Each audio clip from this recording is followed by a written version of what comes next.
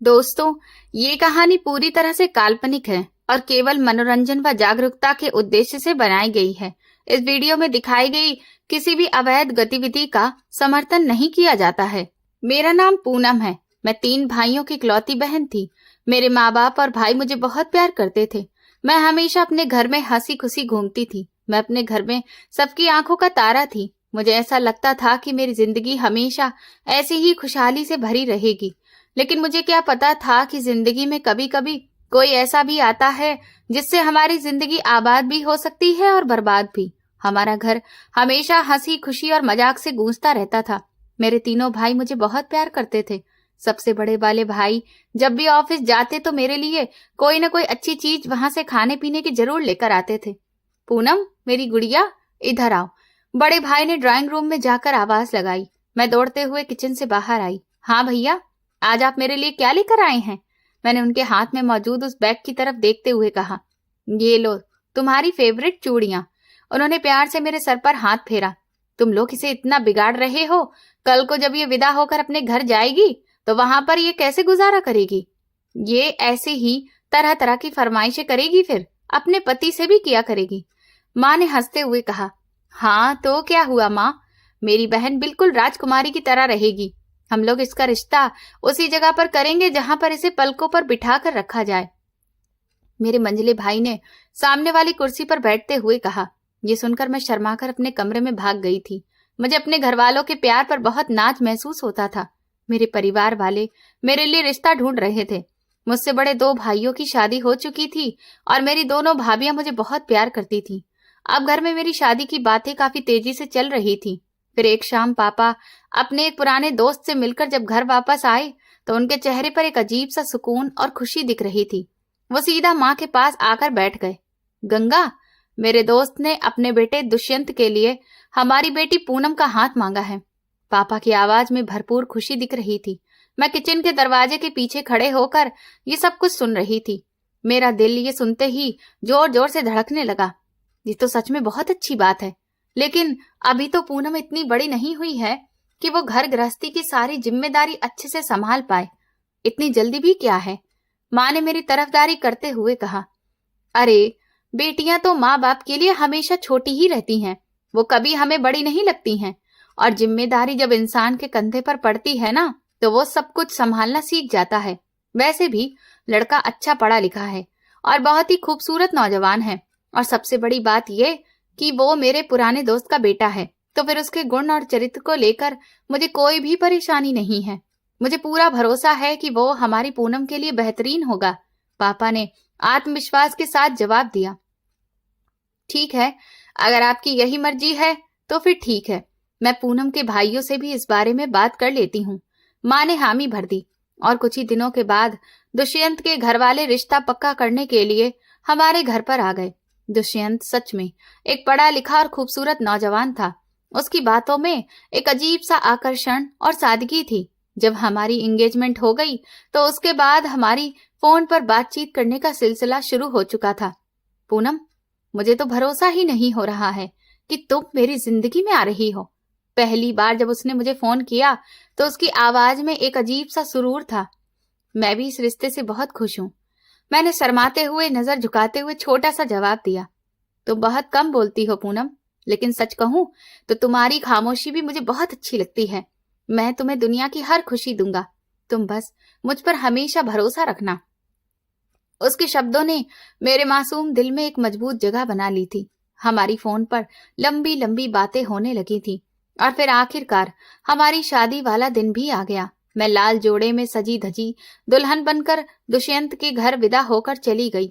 विदाई के वक्त मेरे तीनों भाई और मम्मी पापा फूट फूट कर रो रहे थे। माँ ने मुझे गले लगाकर खूब आशीर्वाद दिया। बोली, मेरी बेटी, हमेशा खुश रहना और अपने घर को स्वर्ग की तरह सजा कर रखना। माँ के ये शब्द मेरे कानों में गूंज रहे थे। दुष्यंत एक बहुत अच्छा जीवन साथी साबित हुआ। मैं उससे बहुत प्यार करने लगी थी। शादी के बाद भी वो मेरा बिल्कुल वैसे ही ख्याल रखता था जैसे कि पहले रख रहा था। इसीलिए वो अब मेरी पूरी दुनिया बन चुका था। मैं उसकी हर छोटी छोटी बात और उसकी पसंद नापसंद का ख्याल रखती और वो भी मेरा खूब ख्याल रखता था। पूनम, मैं आज जल्दी घर आ गया हूँ। एक दिन वो दोपहर को ऑफिस से वापस आया तो उसने मुझसे कहा, क्या हुआ दुष्यंत, सब कुछ ठीक तो है ना? आप इतनी जल्दी क्यों आ गए हैं? आपकी तबीयत तो ठीक है ना? मैंने घबराकर पूछा। तबीयत तो बिल्कुल ठीक है, बस अपनी प्यारी पत्नी के पास रहने के लिए मैं जल्दी आ गया हूँ। काम तो सारी जिंदगी होता ही रहेगा। उसने मुस्कुराते हुए मुझे अपने पास हाथ पकड़कर बिठा लिया। उसके प्यार की वजह से मैं हर वक्त अपनी दुनिया बस उसके आसपास ही देखने लगी थी। यहाँ तक कि शादी के बाद मैं अब अपने मायके जाना भी बहुत ही कम कर दिया था, क्योंकि मेरे पति के साथ मेरी जिंदगी इतनी खुशहाल बन चुकी थी कि मुझे और किसी बात का ख्याल ही नहीं रहता था। मेरे दामन में जिंदगी की सारी खुशियां सिमट कर आ चुकी थी। दुष्यंत के साथ बिताया गया हर एक पल मेरे लिए बहुत हसीन महसूस होता था। शादी को तकरीबन 5 महीने गुजर चुके थे। जिंदगी बहुत ही सुकून से, खुशहाली से गुजर रही थी कि एक दिन दुष्यंत रात को ऑफिस से जब वापस आए तो वो बहुत ही गंभीर लग रहे थे। क्या बात है दुष्यंत, आज आप इतने चुपचाप क्यों हैं?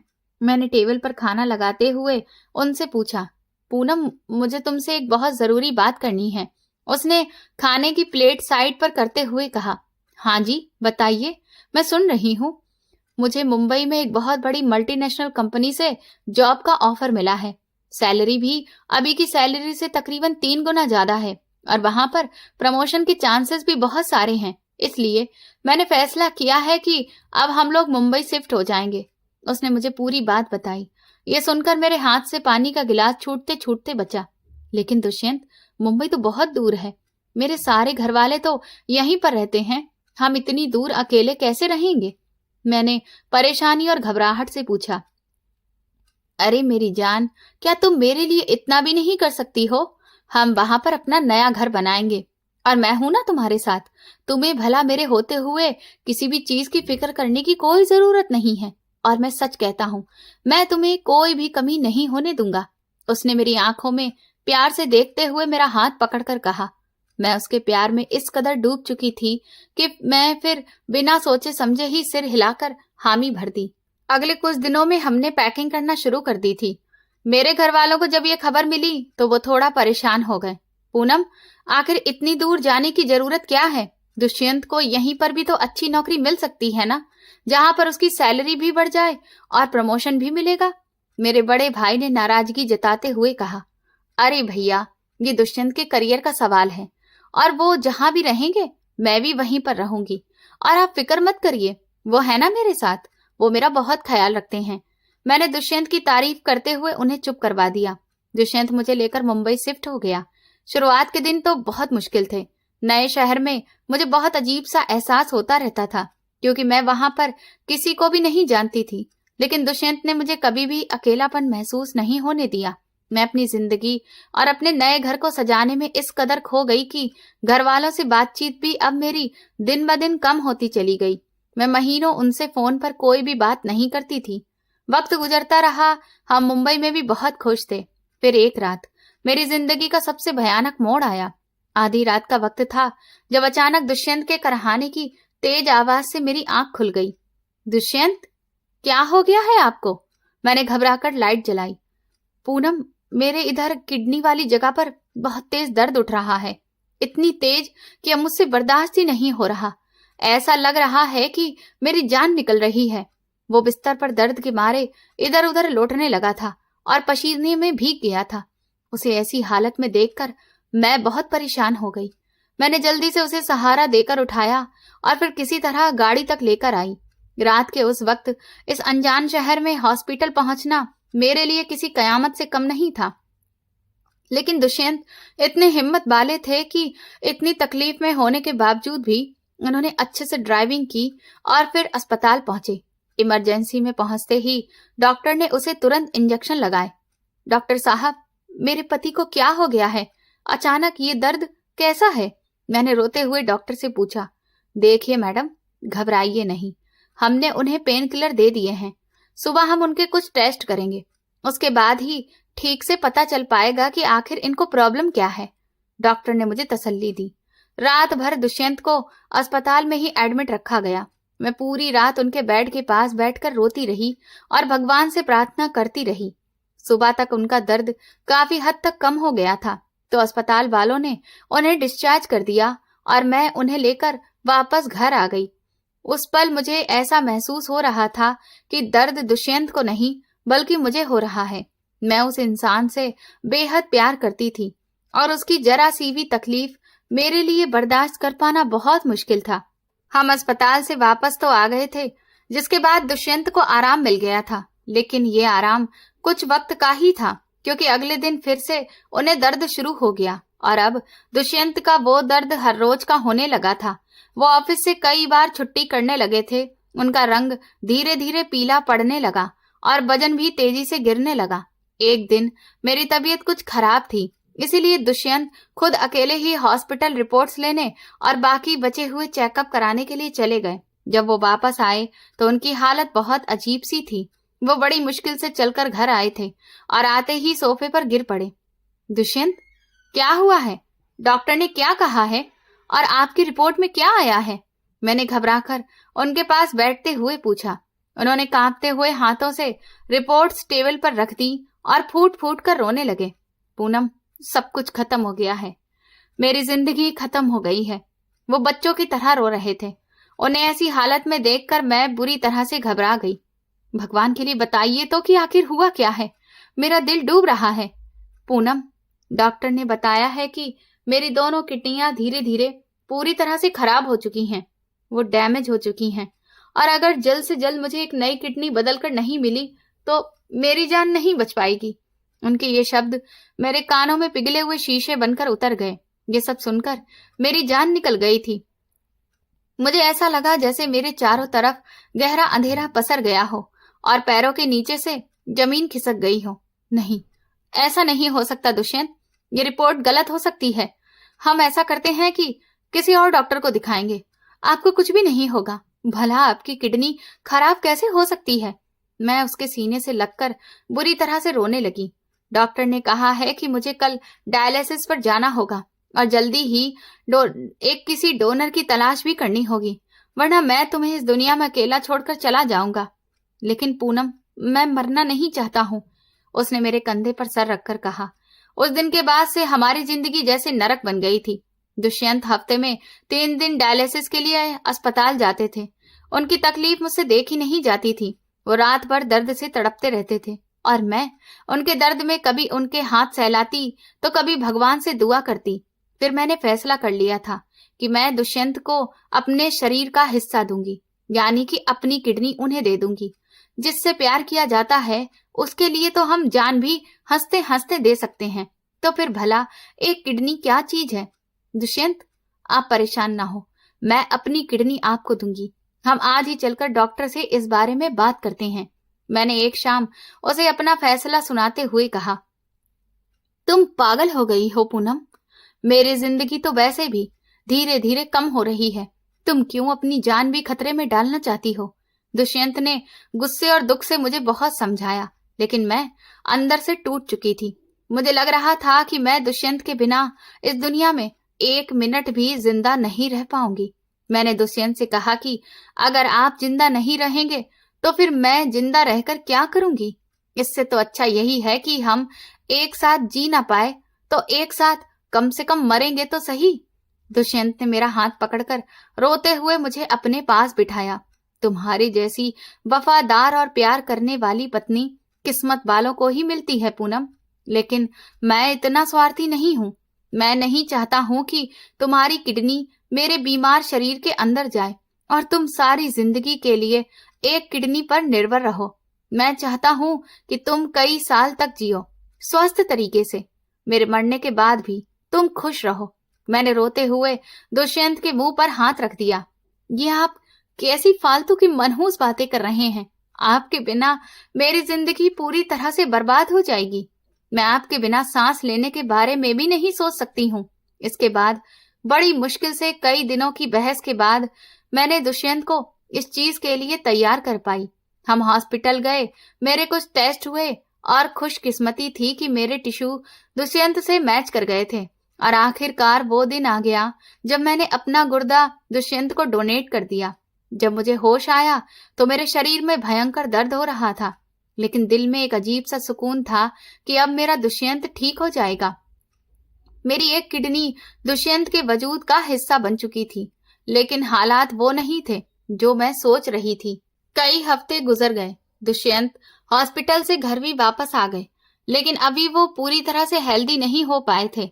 उनकी तबीयत दिन ब दिन बिगड़ती ही जा रही थी। वो सारा दिन बिस्तर पर पड़े रहते और उन्हें काफी बुखार भी रहता। डॉक्टर साहब, मैंने अपनी किडनी भी दुष्यंत को दे दी है, फिर भी वो ठीक क्यों नहीं हो रहे हैं? उनकी हालत तो अब पहले से भी ज्यादा खराब लग रही है। मैंने एक दिन परेशान होकर डॉक्टर से फोन पर पूछा, पूनम जी, दुष्यंत साहब का केस बहुत ज्यादा क्रिटिकल हो गया है।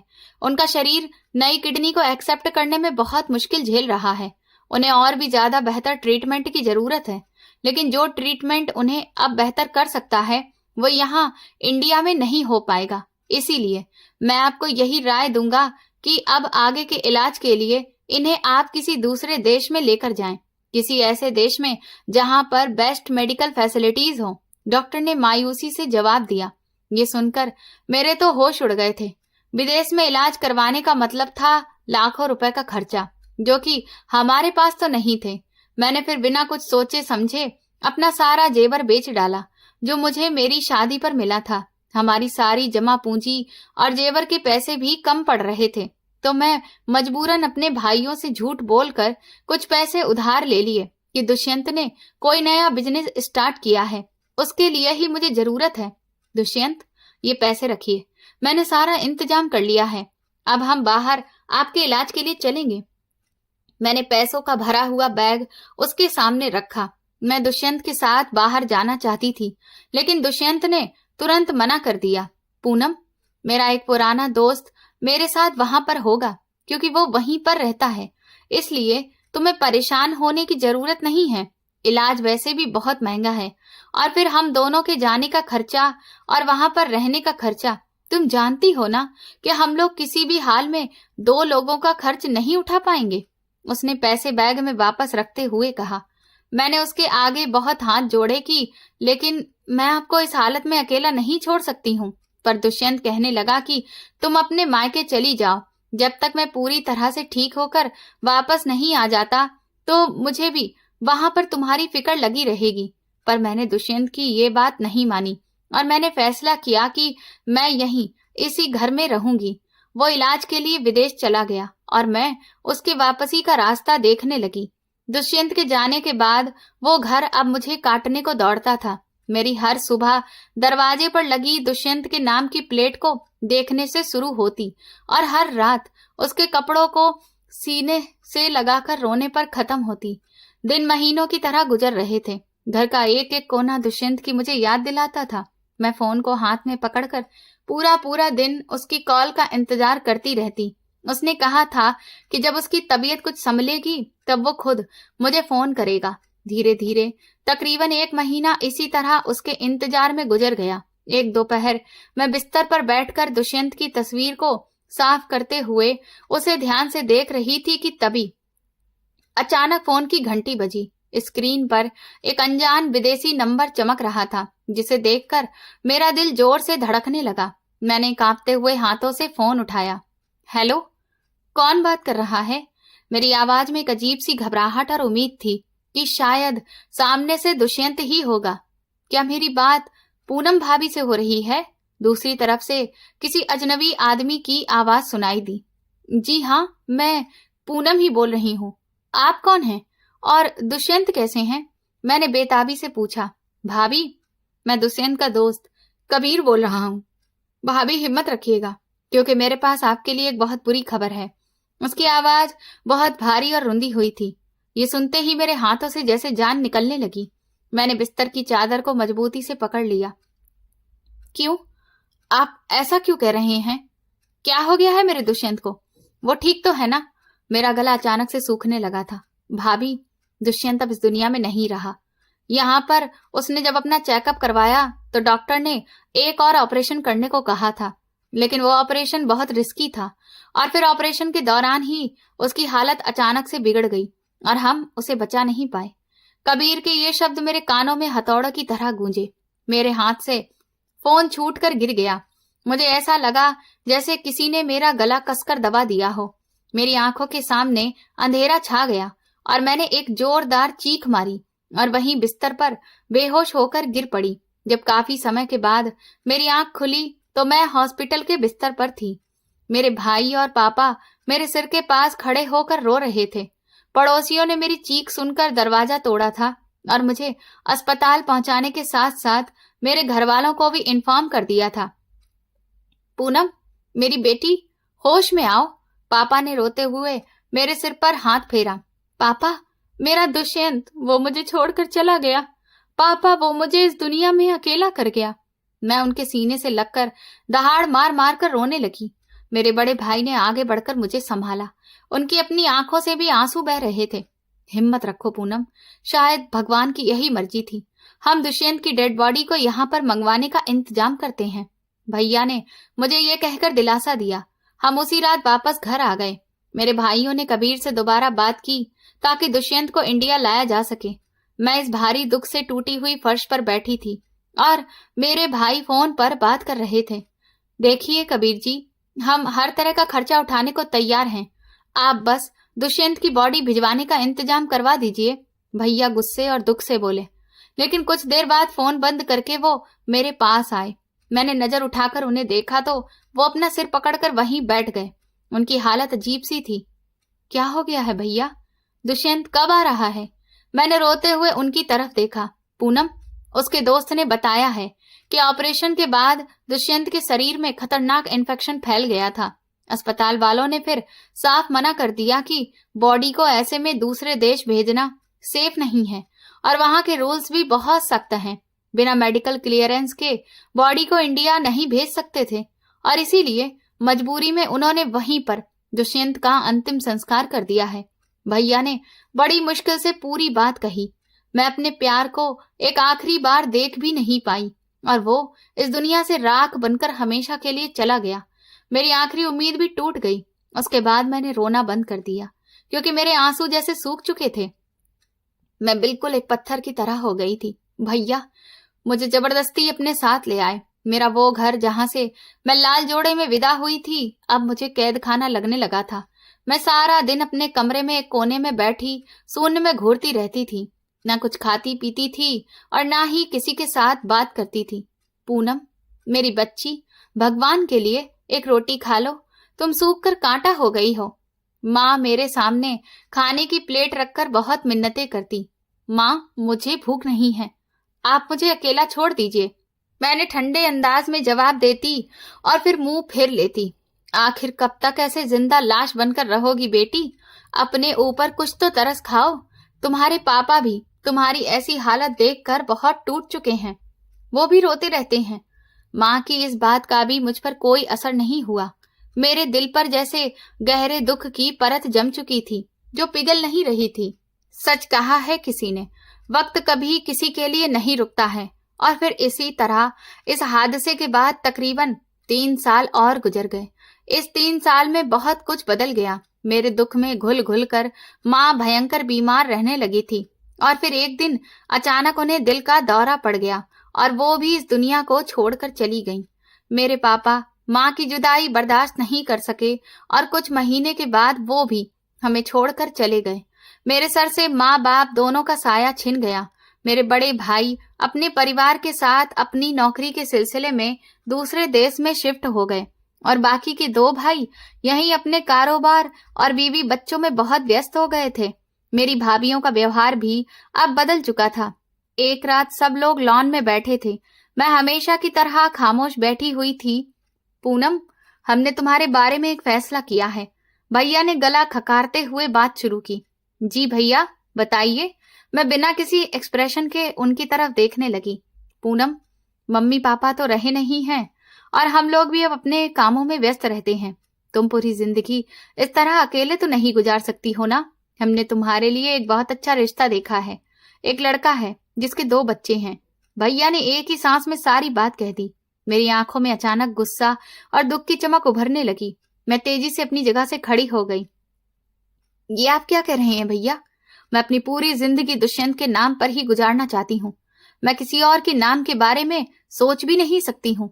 मेरा अंदाज एकदम से सख्त और अटल हो गया था। पागल मत बनो पूनम। दुष्यंत कब का मर चुका है और मरे हुए लोगों के सहारे पूरी जिंदगी नहीं गुजारी जाती है। मेरे दूसरे भाई ने ऊंची आवाज में मुझे डांटा। आप सबके लिए वो मर गया होगा, लेकिन मेरे लिए वो जिंदा है और मैं ये दूसरी शादी बिल्कुल भी नहीं करूंगी। आप लोग मेरे साथ कोई जबरदस्ती नहीं कर सकते हैं। मैंने साफ मना कर दिया। अपने कमरे में आकर मैंने दरवाजा बंद किया और रोने लगी। रात भर बाहर भाई और भाभियों की बहसबाजी होती रही कि अब इसका बोझ कैसे उठाया जाए। मुझे एहसास हो गया कि अब मैं इस घर में और ज्यादा नहीं रह सकती हूँ। अगली सुबह मैंने अपना सारा सामान बांध लिया। मेरे पास थोड़े बहुत पैसे बचे हुए थे जो मैंने संभाल कर रखे थे। मैं अपना बैग लेकर बाहर आई जहां सब लोग नाश्ता कर रहे थे। ये बैग लेकर तुम कहाँ जा रही हो? भैया ने हैरानी से पूछा। मैं ये घर छोड़कर दोबारा मुंबई जा रही हूँ, इस शहर में जहां मेरे दुष्यंत की यादें बसी हुई हैं, मैंने मजबूत अंदाज में कहा। तुम अकेली औरत इतने बड़े शहर में कैसे रहोगी? तुम्हारा दिमाग खराब हो गया है? मेरे भाई ने मेरा रास्ता रोकते हुए कहा। मैं अब आप लोगों पर कोई बोझ नहीं बनना चाहती हूँ भैया। मैं अपनी यादों के सहारे पूरी जिंदगी गुजार लूंगी। आप लोग मेरी फिक्र मत करिए। मैंने उनका हाथ साइड पर किया और फिर घर से बाहर निकल आई। उन्होंने मुझे रोकने की कोई खास कोशिश भी नहीं की। मैं मुंबई पहुंचकर उसी इलाके में एक छोटा सा कमरा किराए पर ले लिया जो मेरे पुराने घर के पास में था। मैं पहले वाले घर में ही रहना चाहती थी, लेकिन उसका किराया बहुत ज्यादा था और मेरे पास अब इतने पैसे नहीं थे। मैंने उस छोटे से कमरे में दुष्यंत की तस्वीर लगाई और उसके कपड़े अलमारी में सजा दिए। मुझे ऐसा लगता था जैसे वो उस छोटे से कमरे में मेरे साथ ही रहता है। कुछ महीने गुजरने के बाद मेरे पास जो पैसे थे वो भी खत्म होने लगे। किराया और फिर राशन का खर्च निकालना मेरे लिए बहुत मुश्किल हो गया। मुझे एहसास हुआ कि जिंदा रहने और सर की छत को बचाने के लिए मुझे काम करना पड़ेगा। मैं पहले कभी घर से बाहर नहीं निकली थी, ना ही मेरे पास ऐसी कोई खास प्रोफेशनल डिग्री थी कि मैं किसी ऑफिस में काम कर पाती। इसीलिए मैंने फिर एक फैक्ट्री में काम कर लिया। मैं दिन रात उस फैक्ट्री में खूब मेहनत करती। मेरी जिंदगी जैसे एक सीधी लकीर पर चल रही थी और इस तरह से कुछ साल और बीत गए। फिर वो दिन आया जब मुझे मेरी रोजी रोटी का ये सहारा भी छिनने वाला था। फैक्ट्री के मालिक का देहांत हो चुका था और उनके बेटों ने फैसला किया कि वो इस देश में रहकर इस फैक्ट्री को नहीं संभाल सकते, क्योंकि वो सब विदेश में शिफ्ट होना चाहते थे और इसीलिए उन्होंने फैक्ट्री को बंद करने का फैसला सुना दिया। फैक्ट्री में ताला क्या पड़ा, हम में से कई लोगों के घरों का चूल्हा बुझ गया था। हमारे आगे अब रोजी रोटी को एक बार फिर से ढूंढने की मुसीबत आ खड़ी हुई थी। मैंने कुछ दिन तो अपनी बचत से गुजारा किया, लेकिन आखिर कब तक वो पैसे चलते। मेरे घर के पास में यही एक फैक्ट्री थी। बाकी सारी फैक्ट्रियां काफी दूर थीं, जहां मैं चाहकर भी काम करने नहीं जा सकती थी, क्योंकि वहां से लौटते हुए मुझे रात हो जाती और एक अकेली औरत के लिए ये जमाना कितना खतरनाक है ये तो सभी जानते हैं। इसलिए मैंने फिर दूसरा फैसला किया। मैं अपने मोहल्ले के पास में ही मौजूद एक पॉश इलाके की तरफ गई। उस जगह में बड़े बड़े बंगले, कोठियां और हवेलियां बनी हुई थीं। मैं एक बड़े और आलीशान बंगले के दरवाजे पर जाकर रुकी। वहां गार्ड ने मुझे आने की वजह पूछी तो मैंने उसे बताया कि भैया, मुझे काम की तलाश है। अगर कोई काम हो तो प्लीज मुझे दिलवा दीजिए, आपकी बहुत मेहरबानी होगी। उस गार्ड को शायद मुझ पर दया आ गई। वो मुझे अंदर लेकर गया। उस बंगले का ड्राइंग रूम बहुत शानदार था। थोड़ी ही देर के बाद एक ठीक ठाक उम्र की खूबसूरत औरत ड्राइंग रूम में आई। वो शायद उस बंगले की मालकिन थी। मेरा नाम अवंतिका है। गार्ड ने बताया है कि तुम यहाँ पर काम की तलाश में आई हो। उन्होंने रेक्लाइनर चेयर पर बैठते हुए मुझे ध्यान से देखा। जी मैडम, मेरा नाम पायल है। मुझे पैसों की बहुत जरूरत है। आप मुझे कोई भी काम दे दीजिए। मैंने नजर झुकाकर दुख भरे अंदाज में कहा। तुम्हारी हालत से तो तुम किसी अच्छे परिवार की लगती हो। क्या तुम साफ सफाई का काम कर पाओगी? ये बंगला बहुत बड़ा है। मालकिन ने हैरानी से पूछा। मैडम, मजबूरी इंसान से सब कुछ करवा लेती है। मैं पूरी मेहनत और ईमानदारी के साथ काम करूंगी। आप एक बार मुझे मौका देकर तो देखिए। मेरी आवाज में रिक्वेस्ट थी। मालकिन कुछ देर तक सोचती रही और फिर उन्होंने हाँ कह दी। ठीक है, तुम कल सुबह से आ जाना। तुम्हें खाना भी यहाँ पर मिल जाएगा और सैलरी भी महीने की पहली तारीख को मिल जाया करेगी। मालकिन ने मुस्कुराते हुए कहा, आपका बहुत बहुत धन्यवाद मैडम, मैं आपका ये एहसान कभी नहीं भूलूंगी। मैंने चैन की सांस ली। अगले दिन से मैंने उस बंगले में नौकरी शुरू कर दी। मैं दिन रात अच्छे से काम करती और हर रात अपने उस छोटे से किराए के मकान में वापस आकर अपने पति की यादों में खो जाती। मैंने उस इंसान से टूटकर प्यार किया था। मैं रोज रात को सोने से पहले दुष्यंत की किसी भी चीज को अपने पास रख लेती। उसके एहसास, उसकी खुशबू को अपने अंदर उतार कर मैं पुराने पलों में खो जाती। मुझे ऐसा महसूस होता कि जैसे वो मेरे आसपास ही है। कई बार उसका एहसास मुझे अपने कंधे पर महसूस होता। मैं उस शांत कमरे में उससे बातें करती और फिर रोते रोते नींद की गहराई में खो जाती। बंगले की मालकिन अवंतिका मैडम एक बहुत ही अच्छी और दयालु औरत थी। वो मुझसे कभी भी नौकरों की तरह का व्यवहार नहीं करती थी। पायल, तुमने आज बहुत काम किया है, तुम थक गई होगी, आओ मेरे साथ बैठकर चाय पियो। एक शाम उन्होंने मुझे किचन में आवाज दी। नहीं मैडम, मैं यहीं किचन में ही पी लूंगी, आप परेशान न हो, मैंने झिझकते हुए जवाब दिया। अरे मैं कह रही हूं ना, इधर आओ और ये थोड़े से पकौड़े भी आकर खा लो। उनके अंदाज में अपनापन था। मैं उनके पास जाकर बैठ गई।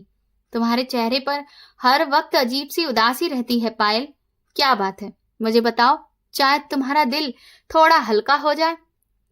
उन्होंने चाय का कप मेरी तरफ बढ़ाते हुए हमदर्दी से पूछा। कुछ नहीं मैडम, बस मेरे पुराने जख्म हैं जो कभी भरते नहीं हैं। मेरा पति मुझे इस दुनिया में अकेला छोड़कर चला गया है।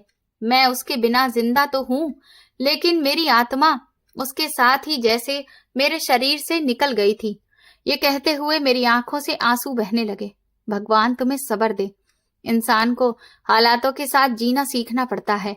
उन्होंने मेरे हाथ पर अपना हाथ रखकर तसल्ली दी। वो शाम को मुझे घर जाते वक्त रात का खाना भी टिफिन में पैक करके दे देती और सैलरी भी हमेशा टाइम पर देती थी। मैंने कभी उनसे उनके पति के बारे में नहीं पूछा था, लेकिन घर के बाकी नौकरों से पता चला कि मालकिन का पति देश से बाहर रहता है और उनका खुद का बहुत बड़ा बिजनेस है।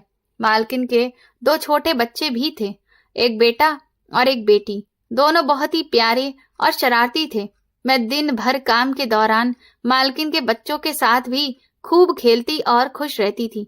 वो लोग मुझे पायल आंटी कहकर बुलाते थे। पायल आंटी, आज हमको आपको कहानी सुनानी है। छोटी बच्ची मेरे गले में बाहें डालकर बड़े ही लाड़ के साथ बोलती। अभी सुनाती हूँ मेरी गुड़िया, पहले मैं ये ड्राइंग रूम साफ कर लूं। मैं उसके बालों में हाथ फेरते हुए मुस्कुराकर कहती। उन बच्चों की मासूमियत देखकर मेरे दिल का बहुत कुछ देर के लिए हल्का हो जाता था। मैं उनकी देखभाल में कोई कसर नहीं छोड़ती थी। दिन भर उनकी चहलकदमी से मेरा वक्त बहुत अच्छा गुजर जाता था और फिर रात को मैं अपने इस अंधेरे घर में आकर अपनी पुरानी यादों में खो जाती थी। मेरे दिन इसी तरह से अब बीत रहे थे। मेरी जिंदगी एक खास रूटीन में बदल चुकी थी। बंगले का काम, मालकिन का अपनापन, बच्चों का प्यार और रात को दुष्यंत की यादें। मुझे लगता था कि मेरी बाकी की जिंदगी बस इसी तरह से कट जाएगी और मुझे इस बात पर कोई दुख भी नहीं था। मैंने अपने दिल के दरवाजे पर नई उम्मीद और हर नए इंसान के लिए दस्तक पूरी तौर पर बंद कर रखी थी। वक्त अपनी रफ्तार से गुजर रहा था। मेरी जिंदगी उस बड़े से बंगले की 4 दीवारी और वहां के रहने वालों के आसपास घूमने लगी थी। मालकिन का व्यवहार मेरे साथ एक बड़ी बहन के जैसा था। वो मेरे दुख को समझती थी और मैं उनके अकेलेपन को महसूस करती थी। उनके दोनों बच्चे अब मेरे बहुत खास बन चुके थे। मैं उनके साथ खूब खेलती, कहानियां सुनाती और उनके हर छोटे छोटे काम में खुशी महसूस करती। एक सुबह मैं किचन में नाश्ता बना रही थी कि मालकिन का बेटा आदि दौड़ता हुआ आया। पायल आंटी, आपने आज मेरी शर्ट प्रेस नहीं की, मुझे स्कूल जाने में देर हो रही है, उसने मुंह सिकोड़ते हुए शिकायत की। आदि बेटा, मैंने तुम्हारी शर्ट प्रेस करके वहीं टेबल के पास रख दी थी, तुमने शायद ध्यान से देखा नहीं है। मैंने मुस्कुराते हुए दूध में बॉर्नविटा डालकर उसे प्यार से जवाब दिया। अच्छा ठीक है, मैं अभी जाकर देखता हूँ, आप बहुत अच्छी आंटी हैं। वो खुशी से उछलता कूदता हुआ वापस भाग गया। मैंने गहरी सांस ली और मुस्कुरा दी। उन बच्चों की छोटी छोटी बातें मेरे दिल के वीरान आंगन में फूल खिला देती थी। मैं सारा दिन बंगले के कामों में व्यस्त रहती। दोपहर को जब बच्चे स्कूल से आ जाते तो मैं उनको खाना खिलाती। और फिर उनके साथ बैठकर उनका होमवर्क करवाती। दोपहर को जब मालकिन भी ऑफिस से लौटी तो वो मुझे अपने कमरे में बुलाती। वो अपने पति को बहुत याद करती थी। पायल, आज फिर मुझे उनकी बहुत याद आ रही है। पता नहीं कब ये इंतजार खत्म होगा। उन्होंने खिड़की से बाहर देखते हुए उदास अंदाज में कहा। उनकी आंखों में अजीब सी वीरानी थी। लेकिन मैडम, आप परेशान ना हो, वक्त गुजरते देर नहीं लगती है। साहब बहुत जल्दी वापस आ जाएंगे। मैंने उनके पास खड़े होकर उन्हें तसल्ली देने की कोशिश की। पता है पायल, उनको देखे हुए पूरे 2 साल हो चुके हैं। वो अपने बिजनेस के सिलसिले में देश से बाहर गए थे और वहां पर काम इतना फैल गया कि फिर उन्हें वापस आने का मौका ही नहीं मिला। फोन पर बात होती है लेकिन सामने देखने की इच्छा दिल को बेचैन करती रहती है। उन्होंने ठंडी सांस लेते हुए अपनी बात पूरी की। आप तो बहुत ही खुशकिस्मत है मैडम। आपको कम से कम ये तो पता है कि आपका पति कहाँ है और एक दिन आपके पास वापस लौट आएंगे। मेरे बारे में सोचिए, जिसे सब कुछ बर्बाद हो गया है। अब इंतजार की कोई उम्मीद भी बाकी नहीं रही। ये कहते हुए एक बार फिर मेरे आंसू छलक पड़े। मुझे माफ कर दो पायल, मैं अपने दुख में तुम्हारा दर्द भूल गई। तुम सच में बहुत बहादुर हो, जो इतने बड़े सदमे के बाद भी जिंदा हो। उन्होंने प्यार से मेरा हाथ पकड़ा और मेरे आंसू पोंछे। रात को जब मैं अपने छोटे से किराए के मकान में वापस आई तो दिन भर की थकान के बाद भी मुझे नींद नहीं आती थी। और सुबह जब मुझे काम पर जाना होता था तो मैं अक्सर अपने चेहरे पर एक नकली मुस्कुराहट सजा लेती थी ताकि मेरे दर्द को कोई पढ़ न ले। एक दिन मैं ड्राइंग रूम की सफाई कर रही थी कि अचानक मैडम के कमरे से उनकी खुशी से भरी हुई आवाज सुनाई दी। मैं घबराकर जल्दी से उनके कमरे की तरफ भागी। क्या हुआ मैडम, आप ठीक तो हैं? मैंने दरवाजा खोलते हुए घबराहट से पूछा। पायल, वो आ रहे हैं, मेरे पति वापस आ रहे हैं। उन्होंने अभी फोन करके बताया है कि वो कल सुबह ही फ्लाइट से इंडिया पहुंच रहे हैं। वो खुशी से बच्चों की तरह उछल रही थी और उनका चेहरा खुशी के मारे चमक रहा था। ये तो बहुत बड़ी खुशखबरी है। भगवान आपकी जोड़ी हमेशा सलामत रखे और आप यूं ही हंसती मुस्कुराती रहें। मैंने सच्चे दिल से उनके लिए प्रार्थना की और उनकी खुशी में शामिल हो गई।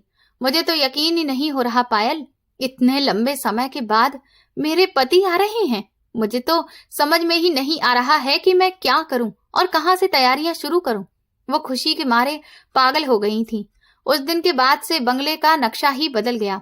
मैडम ने पूरे घर के नौकरों को इकट्ठा किया और सबको हिदायतें देना शुरू कर दिया। रामू काका, आप आज ही गार्डन की घास अच्छे से काट देंगे और बाकी सारे पौधों को पानी देंगे। साहब को घर का लॉन बिल्कुल हरा भरा और साफ सुथरा पसंद है। जी मालकिन, ऐसा ही होगा। पायल, तुम मेरे साथ आओ। हमें साहब का कमरा बिल्कुल नए तरीके से तैयार करना है। उन्हें धूल और मिट्टी से बहुत एलर्जी है। कमरे के पर्दे और बिस्तर की चादर सब कुछ बदलना है। उन्होंने मेरी तरफ मुड़ते हुए तेजी से कहा। जी मालकिन, मैं अभी सारे पर्दे उतार कर धोने के लिए डाल देती हूँ और नई चादर निकाल देती हूँ। आप बिल्कुल परेशान मत हो, मैं सब कुछ उनकी पसंद के हिसाब से ही कर दूंगी। मैंने मुस्कुराते हुए उनका हाथ पकड़ा ताकि उनकी घबराहट कम हो सके। वो पूरा दिन हमने खूब मेहनत की। मैंने पूरे घर के फर्श को धोया, खिड़कियों के शीशे चमकाए और ड्राइंग रूम के सोफे के कवर बदल दिए। बंगले का कोना कोना चमकने लगा था। मालकिन खुद मेरे साथ खड़ी होकर एक एक चीज की सफाई करवाती थी। पायल, साहब को खाने में ये चीज पसंद है। तुम कल सुबह ही किचन में सारा सामान मंगवा लेना। हम दोनों मिलकर उनकी पसंद का खाना बनाएंगे। उन्होंने किचन की चीजों को चेक करते हुए मुझे हिदायत दी। आप फिक्र न करें मैडम, मैं रामू काका को सुबह सवेरे ही मार्केट भेज दूंगी। हम इतना अच्छा खाना बनाएंगे कि साहब उंगलियां चाटते रह जाएंगे। मैंने भी खुशी में हामी भरते हुए बोला। ये सब करते हुए कई बार मुझे दुष्यंत की भी याद आ जाती थी। दुष्यंत को भी मेरे हाथ का खाना बहुत पसंद था। वो जब भी ऑफिस से थका हुआ आता था तो मैं उसे अपने हाथों से खाना बनाकर खिलाती थी। मालकिन की खुशी देखकर मुझे अपने बीते हुए दिन याद आ रहे थे, जब मैं भी ऐसे ही दुष्यंत का इंतजार करती थी। लेकिन मैंने अपने दुख को अपने अंदर छुपा कर रखा और मालकिन की खुशी में बराबर शामिल रही। बच्चों को भी अपने पापा के आने की खबर मिल चुकी थी और वो दोनों खुशी से पागल हो रहे थे। पायल आंटी, पापा आ रहे हैं, हम पापा के साथ खूब खेलेंगे और वो हमारे लिए बहुत सारे खिलौने लाएंगे। पीहू मेरे गले में बाहें डालकर खुशी से तालियां बजा रही थी। हाँ बेटा, तुम्हारे पापा तुम्हारे लिए बहुत अच्छे अच्छे गिफ्ट लेकर आएंगे और तुम दोनों को खूब प्यार करेंगे। मैंने उसके बाल बांधते हुए प्यार से कहा, आंटी, क्या मैंने जो पापा के लिए ड्राइंग बनाई है वो उन्हें पसंद आएगी? आदि ने अपना ड्राइंग पेपर मुझे दिखाते हुए मासूमियत से पूछा। अरे वाह, ये तो बहुत ही खूबसूरत ड्राइंग है आदि, तुम्हारे पापा इसे देखकर खूब खुश हो जाएंगे। मैंने उसे प्यार से तसल्ली दी। आखिरकार वो दिन आ गया जिसका सबको बेसब्री से इंतजार था। सुबह से ही घर में एक अजीब सी चहल पहल हो रही थी। मैंने सुबह उठकर पूरे घर में कपूर से पूरा घर महका दिया। किचन में तरह तरह के खानों की खुशबू फैली थी। मालकिन ने अपनी पसंदीदा लाल रंग की साड़ी पहनी थी और वो पार्लर से तैयार होकर आई थी। उनके चेहरे पर एक अजीब सी चमक थी। पायल, देखो मैं कैसी लग रही हूँ। क्या मैं उनको वैसी ही लगूंगी जैसी पहले लगती थी? मेरी ज्यादा उम्र तो नहीं लग रही है ना? आईने के सामने खड़े होकर घबराहट और खुशी के मिले जुले हाव भाव के साथ उन्होंने मुझसे पूछा। मालकिन, आप बहुत खूबसूरत लग रही हैं। साहब आपको देखेंगे तो अपनी नजरें नहीं हटा पाएंगे। आपकी मोहब्बत ने आपके चेहरे पर और ज्यादा चमक ला दी है। वो किसी भी मेकअप से नहीं आ सकती है। मैंने सच्चे दिल से उनकी तारीफ की। तुम्हारी जुबान बहुत मीठी है पायल। भगवान करे वो मुझे देखकर खुश हो जाएं। मुझे तो घबराहट के मारे पसीना आ रहा है।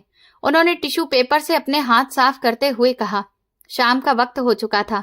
सूरज डूब रहा था और बंगले की सारी लाइटें जला दी गई थीं। बच्चों को मैंने नए कपड़े पहनाकर तैयार कर दिया था और वो दोनों हाथ में फूलों के गुलदस्ते लेकर दरवाजे पर खड़े थे।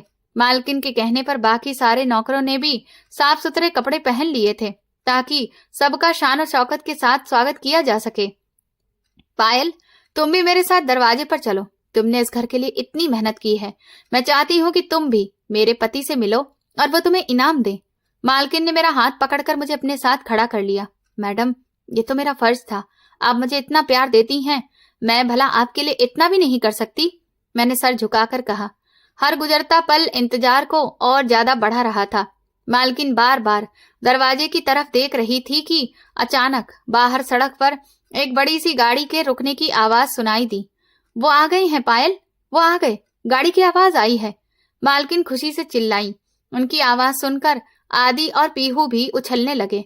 गार्ड ने जल्दी से आगे बढ़कर बंगले का बड़ा गेट खोला और एक काले रंग की चमचमाती हुई महंगी गाड़ी अंदर दाखिल हुई और पोर्च में आकर रुकी।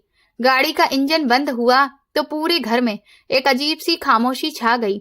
मेरा दिल भी किसी अनजाने डर या शायद मालकिन की खुशी की वजह से जोर जोर से धड़क रहा था। मैंने अपने दुपट्टे को ठीक किया और बच्चों को थोड़ा पीछे किया ताकि वो गाड़ी के दरवाजे से दूर रहें। ड्राइवर ने बाहर निकलकर दरवाजा खोला। एक कदम गाड़ी से बाहर निकला। मालकिन की आंखों में खुशी के आंसू चमकने लगे। उन्होंने अपने दोनों हाथ अपने चेहरे पर रख लिए।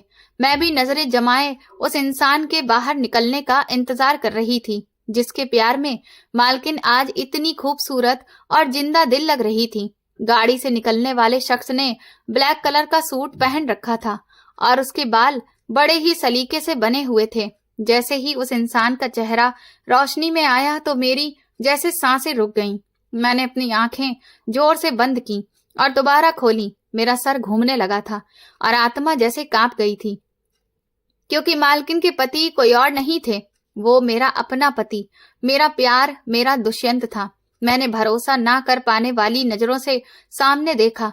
मैं अपनी आंखों को मसलने लगी और खुद को यकीन दिलाने की कोशिश की कि शायद मेरी नजर धोखा खा रही है। उसने एक नजर मेरी तरफ देखा लेकिन उसकी आंखों में कोई हैरानी या प्यार नहीं था बल्कि एक ठंडी मुस्कुराहट थी। दुष्यंत, तुम अचानक? मेरे मुंह से ये शब्द निकले। मैं आगे बढ़ने की कोशिश की लेकिन मेरे कदम वहीं पर जम गए। ये तुम क्या कर रही हो पायल? पागल हो गई हो? मालकिन ने मेरी तरफ सख्त हैरानी और गुस्से से देखते हुए कहा। उनकी आंखों में नाराजगी दिख रही थी। मालकिन, ये दुष्यंत हैं, मेरे पति, ये जिंदा हैं। मेरी आवाज कांप रही थी और आंसू बहने लगे थे। मैंने हाथ जोड़कर मालकिन की तरफ देखा। अपनी बकवास बंद करो पायल, होश में आओ। ये दुष्यंत नहीं है, ये मेरे पति हैं। तमीज से बात करो। मालकिन ने मुझे झिड़क दिया और आगे बढ़कर अपने पति का हाथ पकड़ लिया। ये सुनते ही मेरे पैरों तले जमीन निकल गई। मेरी दुनिया अंधेरे में डूब गई। मैं इतना बड़ा धोखा खा चुकी थी कि मेरा दिमाग सुन्न हो गया। मैं वहीं पर पत्थर बनी खड़ी रही जब मालकिन दुष्यंत का हाथ पकड़कर शान से बंगले के अंदर जा रही थी। बच्चों ने दौड़कर उनको गले लगाया और वो उन्हें प्यार करने लगा। ये बात तो मैं जान चुकी थी कि ये सच में मेरा दुष्यंत ही है। उसकी आवाज, उसकी चाल, उसकी मुस्कुराहट, सब कुछ वही था। ये कोई उसका हमशक्ल नहीं था, लेकिन मेरे अंदर एक आग जल रही थी। मैं उससे पूछना चाहती थी कि उसने मेरे साथ ऐसा क्यों किया, मेरे सच्चे प्यार का ऐसा सिला क्यों दिया। उस रात बंगले में जश्न का माहौल था। नौकरों को इनाम दिए जा रहे थे और मालकिन खुशी से फूली नहीं समा रही थी। मैं किचन के कोने में फर्श पर बैठी अपने आंसू पी रही थी। मेरा दिल खून के आंसू रो रहा था। देर रात जब बंगले की रोशनियां धीमी पड़ गईं और सब अपने अपने कमरों में चले गए तो मैं किचन समेट रही थी। मुझे तभी पीछे से कदमों की आहट सुनाई दी। मैंने मुड़कर देखा तो दुष्यंत दरवाजे पर खड़ा था। उसके चेहरे पर तंज भरी मुस्कुराहट थी। तुम जिंदा हो? तुमने मेरे साथ ऐसा क्यों किया? मैंने उसके पास जाकर उसका गिरेबान पकड़ने की कोशिश की, लेकिन उसने मेरा हाथ झटक दिया। मैंने तुम्हारा इस्तेमाल किया था। तुम्हारी किडनी मैंने बेच दी थी क्योंकि मुझे इस अमीर औरत से शादी के लिए पैसे चाहिए थे। उसकी खतरनाक हंसी पूरे किचन में गूंज गई। मेरे कानों में सनसनाहट होने लगी। यानी कि तुमने मुझे धोखा दिया था? तुम तो मर चुके थे ना, फिर यहाँ कैसे आ गए? मैं सदमे से पीछे हटी और दीवार का सहारा लिया। मेरी आवाज मेरे गले में ही फंस रही थी। मैं मरा नहीं था बेवकूफ औरत। मैंने मरने का ड्रामा किया था। कबीर मेरा कोई दोस्त नहीं था। वो अस्पताल का एक लालची वार्ड बॉय था जिसे मैंने पैसे देकर तुम्हारे भाइयों से झूठ बुलवाया था। उसने अपनी जेब में हाथ डालते हुए बड़ी ही बेदर्दी और मक्कारी के साथ अपनी प्लानिंग को बताया, जिस पर उसे बड़ा घमंड था। लेकिन तुमने मुझसे शादी क्यों की? और मेरी किडनी, वो सब क्या था? मेरी सांस उखड़ रही थी। मुझे अपने आप से ही घिन आने लगी थी क्योंकि मैं तुम्हारी मालकिन अवंतिका की दौलत से बहुत प्यार करता था। मुझे अमीर बनना था, लेकिन अफसोस क्योंकि वो खुद एक अमीर बाप की बेटी थी और उसे पाने के लिए मुझे उसके बाप के सामने खुद को अमीर साबित करना था किसी भी तरह से। और इसी के लिए मैंने तुम्हें इस्तेमाल किया। और उसके चेहरे पर यह कहते हुए कोई भी पछतावा नहीं था। वो एक शैतान की तरह मुस्कुरा रहा था। मेरे घर वालों ने तुम्हें इज्जत दी, मैंने तुम्हें अपना सब कुछ दे दिया, फिर भी तुम्हारा लालच कम नहीं हुआ। मैंने रोते हुए अपना चेहरा हाथों में छुपा लिया। मुझे अपनी बर्बादी पर रोना आ रहा था। जब तुम्हारे घर वालों से कुछ अच्छा नहीं मिल सका जिससे कि मैं अमीर हो सकूं, तो फिर मैंने तुम्हारी किडनी बेच दी। मैंने तुम्हें यह बताया कि वो किडनी तुमने मुझे डोनेट की है, जबकि ऐसा कुछ भी नहीं था। मुझे कोई भी किडनी की बीमारी नहीं हुई थी। मैंने डॉक्टर को भारी रिश्वत देकर वो सारी झूठी रिपोर्ट्स बनवाई थी। उसकी हर बात मेरे दिल पर खंजर की तरह लग रही थी। मैंने अपनी किडनी एक ऐसे इंसान को दे दी जिसने उसे सौदा समझा। तुम इंसान नहीं, भेड़िया हो। तुमने मेरी जिंदगी बर्बाद कर दी, मैंने चिल्लाकर कहा, लेकिन मेरी आवाज बहुत धीमी निकली क्योंकि मैं अंदर से पूरी तरह से टूट चुकी थी। वो एक बार फिर जोर से हंसा और बड़े ही घमंड से बोला, यही तो मेरी प्लानिंग थी। देखो, मैं तुमसे तुम्हारा बहुत सारा पैसा और जेवर लूटकर इलाज का बहाना करके विदेश चला गया, जबकि मुझे ऐसा कुछ भी नहीं हुआ था। मैंने वो पैसा अपने बिजनेस में लगाया। मेरी शादी उससे हो गई जिसे मैं चाहता था, और अब मेरे पास सब कुछ है।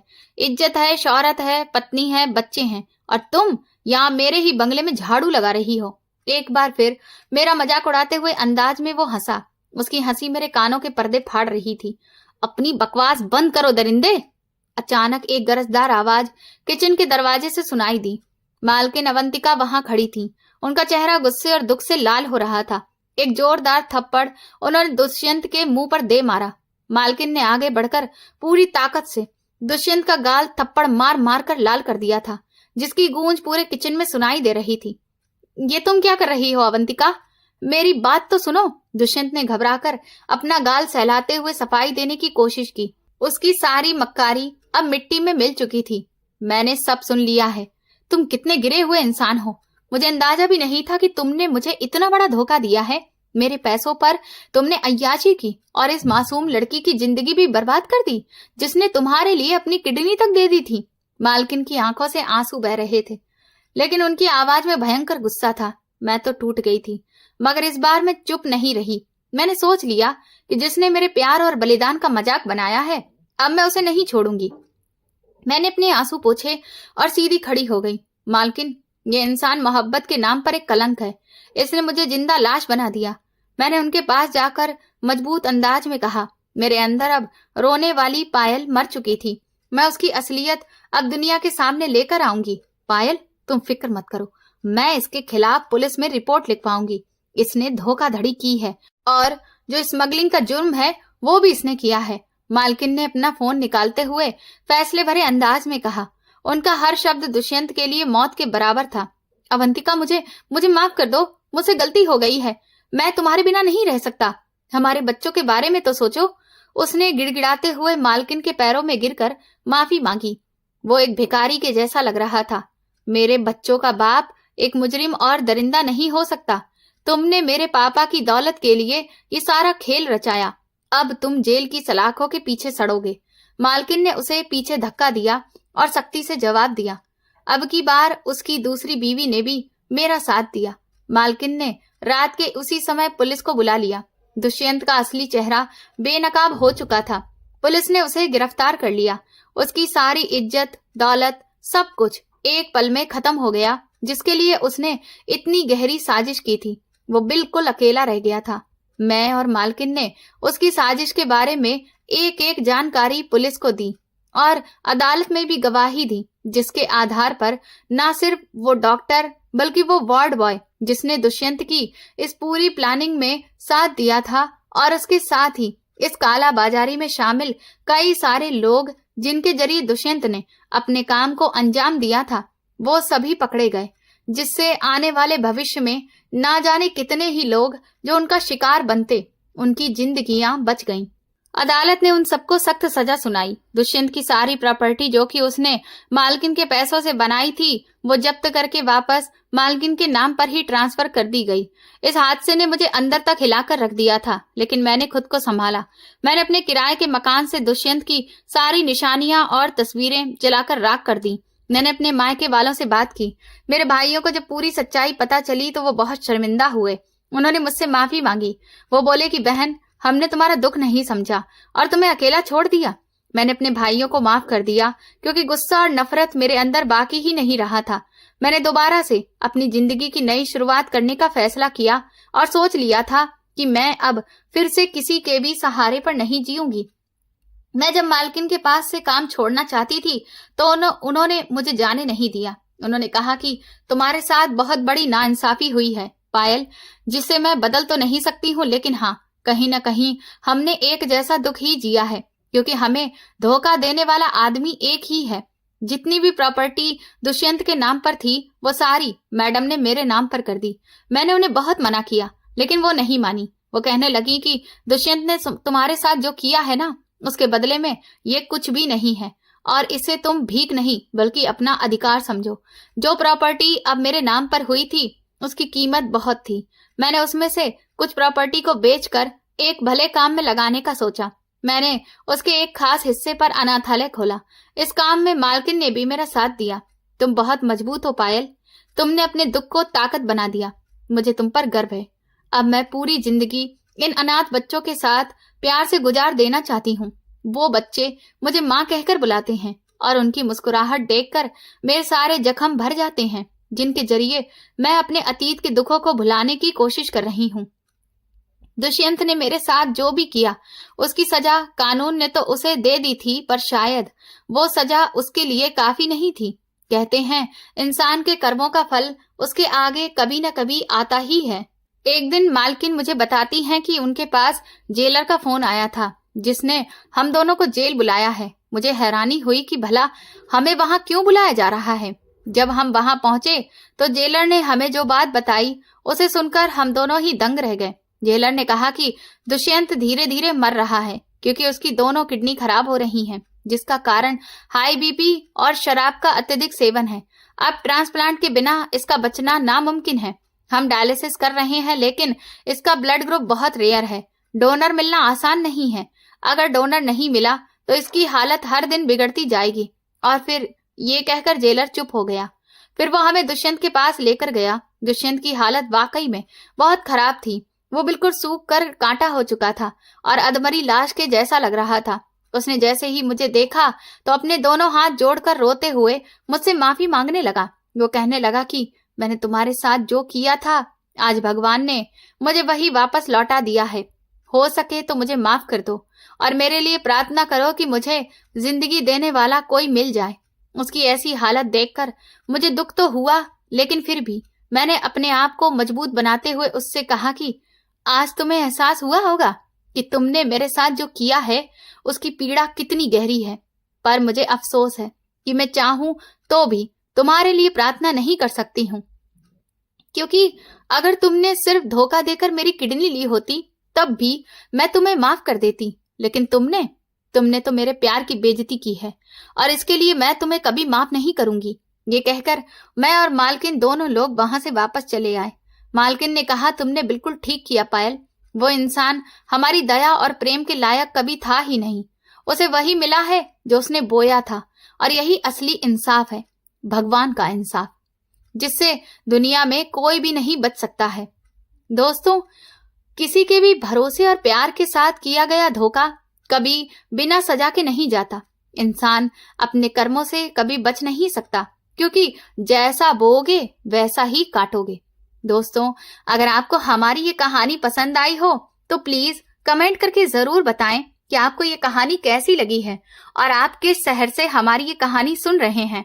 आपकी एक एक कमेंट मुझे आगे और अच्छी कहानियां लाने की हिम्मत देता है। इसीलिए वीडियो को लाइक जरूर करें, इस वीडियो को हाइप दें, चैनल को सब्सक्राइब करना ना भूलें और अगर आपको मेरी मेहनत पसंद आई हो तो मुझे स्टार देकर अपना प्यार और सपोर्ट जरूर दिखाएं, ताकि मैं आपके लिए ऐसी ही शानदार कहानियां लाती रहूं। ये वीडियो एक पूरी तरह से काल्पनिक कहानी पर आधारित है, जिसे केवल मनोरंजन और सामाजिक जागरूकता के उद्देश्य से प्रस्तुत किया गया है। इस कहानी के सभी पात्र, नाम, स्थान और घटनाएं लेखक की कल्पना का परिणाम हैं और इनका किसी भी वास्तविक व्यक्ति, संस्था या स्थान से कोई संबंध नहीं है। यदि किसी व्यक्ति या घटना से कोई समानता पाई जाती है तो वो मात्र एक संयोग होगी। इस वीडियो में दिखाए गए किसी भी प्रकार के अपराध, हिंसा, धोखाधड़ी या अवैध गतिविधियों जैसे अंगों की अवैध खरीद फरोख्त का उद्देश्य केवल कहानी के माध्यम से समाज को जागरूक करना है। हमारा उद्देश्य किसी भी प्रकार की गैर कानूनी या गलत गतिविधियों को बढ़ावा देना या उनका समर्थन करना बिल्कुल भी नहीं है। दर्शकों से अनुरोध है कि इस वीडियो को केवल एक काल्पनिक कहानी और सामाजिक संदेश के रूप में देखें। किसी भी प्रकार की अवैध गतिविधि कानूनन अपराध है और इसका परिणाम गंभीर हो सकता है। धन्यवाद।